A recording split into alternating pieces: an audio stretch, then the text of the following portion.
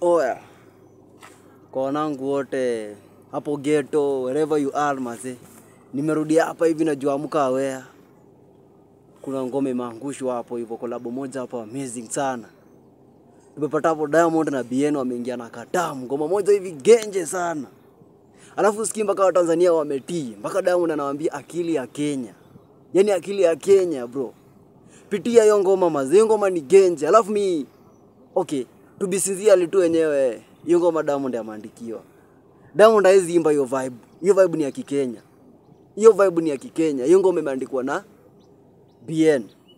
Diamond ameingia tu hapo ndani kuweka maneno. Lakini lyrics ni za BN zote. Hizo mimi na mimi tambua. Tenda angalia hiyo vibing ya hiyo ngoma. Lyrics zote ni za BN kabisa, ama ni za Kenya. Ngoma ni ya Kenya kinyama, lakini ngoma yenyewe ni kali sana. Hapo nikubaliane tu na nyinyi.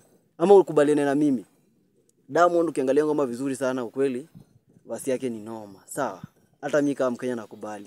Lakini ukiconfirm vizuri, mistari ni ya Kenya. So tukubaliane tu, ngoma ni kali. Diamond amefunika BN, lakini amefunika BN juu lyrics ni zetu sisi kama Kenyans. So pitia mazina jao watu wajaingia huko. Ngoma ni kali. Ngoma yani ni kali bana. Hiyo ni iko trending maze. Nawaambia tu very soon hiyo ndio inakuwa all over. Tutakuwa tunaimba, hiyo ndio inakuwa kama like, hiyo ndio inakuwa kama chorus all over maze. So ipitie, angusha hapo hivyo, alafu comment maze, muendelee kusubscribe hapo hivyo kwa Smart Digital.